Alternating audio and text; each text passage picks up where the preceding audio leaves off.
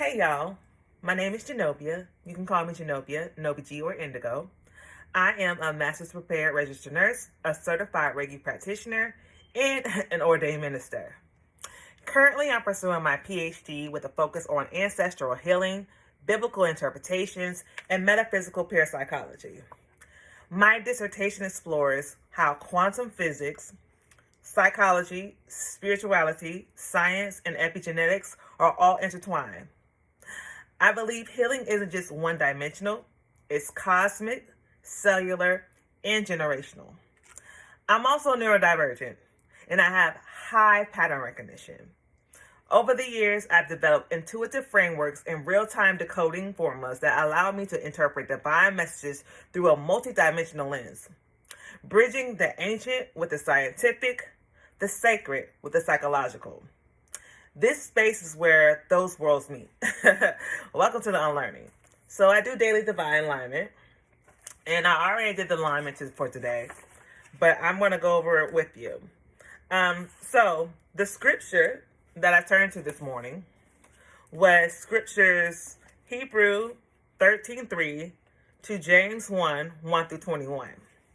So the highlighted sections in this says, concluding religious directions, prayer requests, benediction final, greetings to the 12 tribes, the perspective of rich and poor, profiting from trials, loving God under trials, qualities needed in trials, and doers not hearers only. So, the book of Hebrews, the type of book is an epistle. The core energy is faith and perseverance, and the tone is convicting and encouraging. The book of James is also an epistle, and the core energy of that is work and faith. The tone is steadfast and uplifting. So, based on the verses, I got 7 energy, which was reflection, assessment, and progress, and 5 energy, which was conflict, change, and challenges. The cards that I drew this morning were Dollar of Coins upright, the Garden reversed, and Railroad Bill upright. I asked Siri to play me a song, and the song that she played was Fuel by Eminem. Now we're going to see how they're all related. I typed this out because I'm going to use this for part of my research. All right, let me make sure I get the right one. All right. So this is what I do it for myself, but I don't want to review what I have for myself. It's none of y'all business. But I will do it for the collective. So I kind of went over the scriptures already. There's 13:3 to James 1 to 121. These passages form a sacred blueprint for endurance. Faith through adversity. Living convictions, not just speaking them. Inner transformation before outer breakthrough. What does this mean for the collective? The global community is being pressed to walk the talk. Spiritual bypassing, false optimism, a lot of y'all doing that right now, and performative healing, playing in church, are being exposed.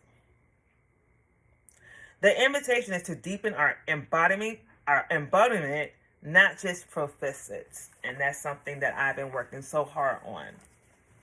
The Numerology Energies. I got 7 energy. That is inner reflection, soul assessment, deep spiritual progress. 5 energy. That's conflict, resistance, shift, breakdowns before breakthroughs. I'm currently in the breakdown phase of my life, and I'm almost to the breakthrough, and it's so exciting to witness. What does this mean for the collective, though? We are in the thick of a spiritual audit. The world is reevaluating what truly matters, questioning leadership, and navigating emotional chaos as external systems collapse. So let's break down those tarot cards. Dollar of Coins. The collective role of that. Let me do that. Dollar of Coins. This one right here. It was upright. Sacred servitude. tending to the mundane with devotion. I don't know about y'all, but I've been just appreciating my house more and doing things more around the house. And it feels really good. The message. Collective healing isn't glamorous. It's consistent. We're reclaiming community labor and humble service as sacred. The next card that I pulled was the garden, but it was reversed. There's a collective block going on. Incomplete cycles. Global grief. Resistance to endings. What's the message? We know something is ending, but we are all stalling. Surrender. It is necessary for collective transformation.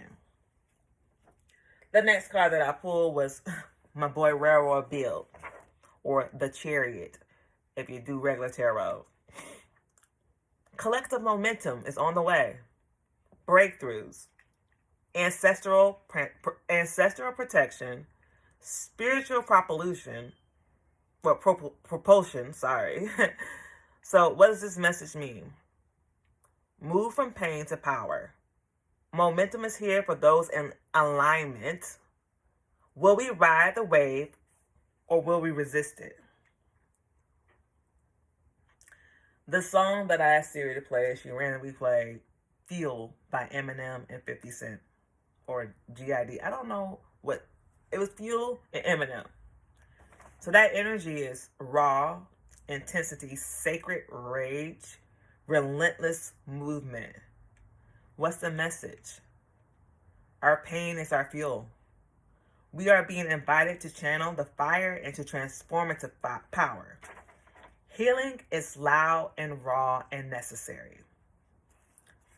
So,